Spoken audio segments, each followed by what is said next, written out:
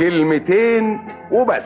سيد افندي لاحظ ان الكلمة الحلوة قربت تختفي من المجتمع ومن حياة الناس. قال لعبده افندي الحكاية دي. عبده قال له قصدك ايه بالكلمة الحلوة يا سيد؟ سيد قال له قصدي كلمة الحب، كلمة التشجيع، كلمة الصدق، كلمة التسامح. دلوقتي الواحد يدور على اي كلمة من دول ما يلاقيش. الدنيا جرالها ايه يا عبده؟ عبده قال له انا مش فاهم لحد دلوقتي انت قصدك ايه بالظبط. انا بتكلم كلام عام يا عبده، مش بشتكي بشكل شخصي. هديلك مثال علشان تفهم انا عايز اقول ايه. بسأل ديك النهار واحد تاجر صاحبي، بقول له فلان الفلاني التاجر ده غني ولا نص نص؟ قال لي غني جدا. عقبال املتك. قلت له فلوسه دي جابها منين؟ خلي بالك انا بسأله سؤال بريء، كان قصدي الفلوس اللي عملها من خلال تجارة ايه؟ الراجل اللي بسأله قال لي ايه تفتكر؟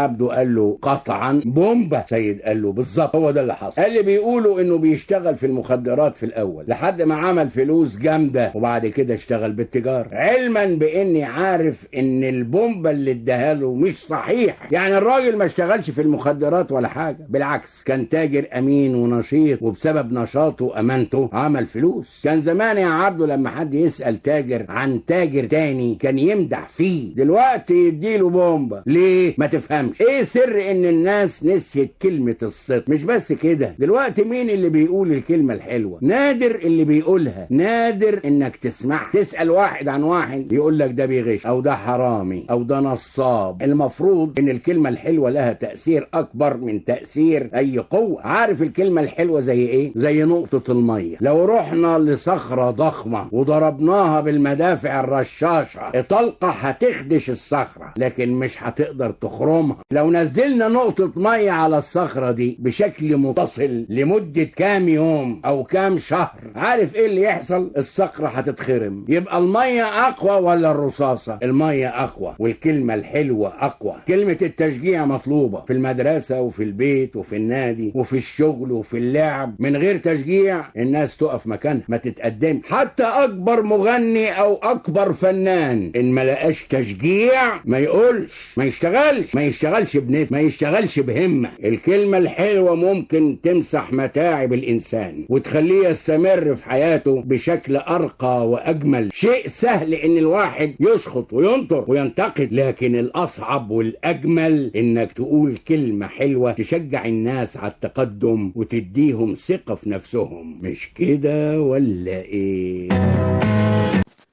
كده والله يا عم فؤاد، فعلا الكلمة الحلوة في الزمن دوت بقت صعبة انها تتقال، ودايما الكلام بيخش في قلبنا زي الرصاص. اي حد بيقول اي حاجة لو هيقولها حلوة تحس انها كأنها بتبقى صعبة عليه انه يفرح الشخص اللي قدامه، بالرغم ان سيدنا محمد قال الكلمة الطيبة صدقة، ما بقيناش نتصدق بيها. والابتسامة الطيبة صدقة، او اضحك في وش اخيك صدقة.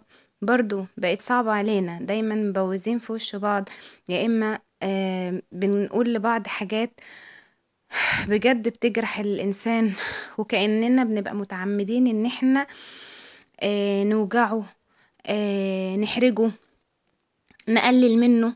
مش فاهمة ليه، بالرغم ان والله العظيم ما فيش اسهل من الكلمة الكويسة.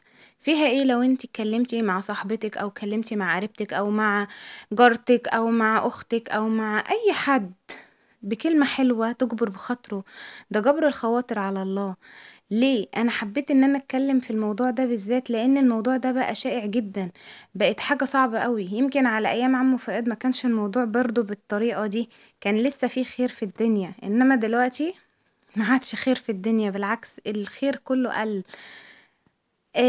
لو واحدة عملت أكلة حلوة لازم نطلع لها فيها عيب، دي حادقة شوية، لا ده دلع شوية، لا ده شطة كتير، لا ده شطة قليلة.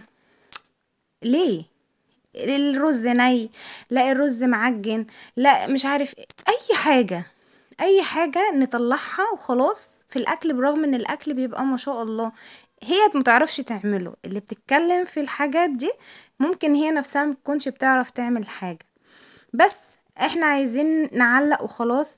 بنبقى عايزين ان احنا ما نجبرش بخاطر اللي قدامنا ولو بكلمة حلوة، برغم ان انا كأنا كشخصيتي الحمد لله يا ربي. انا بحب اكبر بخاطر اللي قدامي، دايما بحب احسس اللي قدامي بالثقة في النفس، ان هو لا، حاجته كويسة، طعمها كويس، لا اعملي وما تشغليش بالك. انا بحب كده. بصوا بقى، انا تجربة شخصية عن نفسي، انا اول ما اتجوزت انا ما كنتش بعرف اعمل اكل. انا من انا بتكلم عن نفسي، بتكلمش عن حد. انا كنت متدلعه جدا جدا في بيت بابا وماما. مامتي ما كانتش بتخلينا نقرب من البوتاجاز، ولا انا ولا اختي، كانت بتخاف علينا. هي جابتنا بصراحه بعد تعب ومشقه و... وفتره طويله عانت فيها عقبال ما جابتنا، فكنا غاليين عليها كتير، فكانت بتخاف علينا. وفي نفس الوقت بابا كان مدلعنا برضو كده، وما كانش حد فينا يعني كانوش بيطلبوا مننا بصراحه ان احنا نعمل حاجه.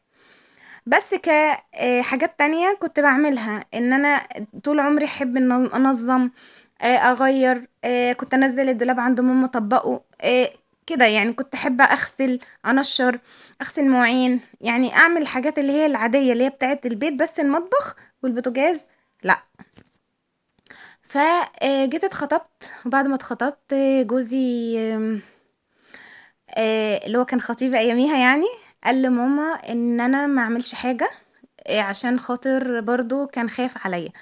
بالرغم ان ماما قالت له انا عايزه اعلمها، وماما في الوقت ده بقى قالت لي هعلمك وكده، بس هو بصراحه رفض وقال ايه لا، يعني ما تعلمهاش، وهي مع الوقت هتتعلم وانا معاها وكده، والدنيا هتبقى حلوه يعني. برغم ان هو ما بيعرفش يعمل اي حاجه في المطبخ خالص يعني، بس هو كلام وخلاص. المهم جيت اتجوزت، وابتديت ان انا اتعلم واحدة واحدة. وفي ناس كتير كانوا بيقولوا ان انا ما بعرفش اعمل اكل، بس الكلام ده على فكرة بالرغم ان هو كان بيوجع، بس كان بيقويني، وكان بيخليني لا انا هبقى احسن، لا انا هبقى اكتر، انا هبقى اعمل حاجات انتوا نفسكم ما بتعرفوش تعملوها.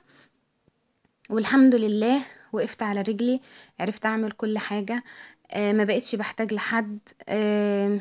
كلامهم ليا زي ما قلت لكم على رأيي ان هو كان بيوجع، بس كان بيقويني، وهو اللي وقفني على رجلي، وهو اللي خلاني ان انا عاند. انا انسان عنادية شوية. انت بتيجي عليا بالكلام، طيب ماشي، انا هوريك عكس كده. والحمد لله بقينا بنعمل كل حاجة، وبقينا شاطرين، وأي حد برضو بيتعلم، وهنتنينا لحد ما نموت واحنا بنتعلم. يعني عشنا على قد ما نعيش، وعلى قد ما البني آدم بيعيش طول ما هو عايش وهو بيتعلم. ولما نتعلم من أخطائنا وأخطاء غيرنا ده مش عيب، بالعكس. وأحب أقول لكل حد بيتابعني، يا جماعة بجد والله، ما تخلوش اي كلام حد يأثر فيكو ولا في نفسيكو. خليكوا دايما عندكوا ثقة بالنفس، وعندكوا ثقة في الله، ان ربنا طول ما انتي واثقة فيه هيخليكي دايما احلى واجمل واشطر. وبصي فيكي كل حاجة، يعني تقدري تعملي كل حاجة، ان انتي بس عندك ثقة بربنا، ان هو ربنا هيقف جنبك طالما انتي نيتك كويسة وصادقة لوجه الله. وحاولوا ان انتوا تتكلموا كلام حلو يا جماعة، والله الكلمة الحلوة مش هتتعبكم. جبر الخواطر مش هيتعبكم، ده على الله، ده بيقولك جبر الخواطر على الله. يا ريت كل واحد يجبر بخاطر التاني. تعالوا بقى نخش شوية في موضوع الفيديو، لان احنا رغينا كتير، بس بصراحة الموضوع كان عجبني، فحبيت ان انا ابدأ بكده الفيديو. واقول لكم نبذة مختصرة كده عن حياتي في بداية جوازي يعني وكده. ده بقى محشي. كنت انا عامله محشي 3 انواع، فلفل وبتنجان وكرنب. وانا بحشي ليه بقى المحشي اللي هو الاخضر ده؟ انا عندي ابني ما بياكلش المحشي كرنب الفاتح نهائي نهائي، عشان كده دايما اعمل له اللي هو الاخضر ده. يحب ورق الخس، يحب ورق العنب، بيحب الاخضر بتاع الكرنب دوت، فانا دايما بعمله له. وزي ما انتوا شفتوا في اول فيديو كده، انا كنت عامله له طبق مفرغهوله من الاخضر ده. وعلى فكرة الاخضر ده حلو جدا يا جماعة، وفيه فوائد حلوة جدا، لان الورقة الخضرة دي بيبقى فيها كمية الحديد فيها اعلى، فبتبقى حلوة برضو. فانا اهيت بحشوه اهوت. مفيش اسهل من ان انتي تعملي الحاجة بحب. يعني برضو من ضمن الكلام اللي احنا بنقوله، انتي لو انتي بتعملي الاكل بحب، بيبقى بسبب اللي حواليكي، انه بيقولك كلمة حلوة، تسلم ايدك، كتر خيرك.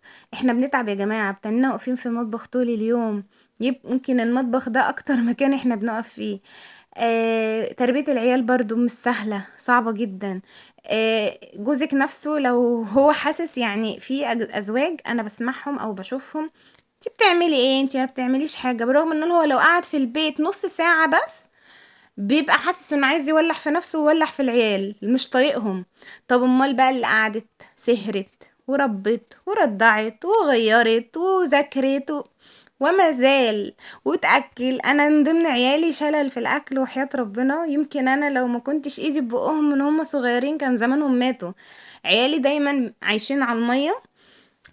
الاكل بتاعي، الاكل يعني تحس ان الاكل عدوهم، برغم ان هم بيبقوا طالبين حاجة واعملها لهم، ويجوا برضو طب انتوا كنتوا طالبينها والحمد لله الاكل زي الفل، بس هم سبحانك يا رب.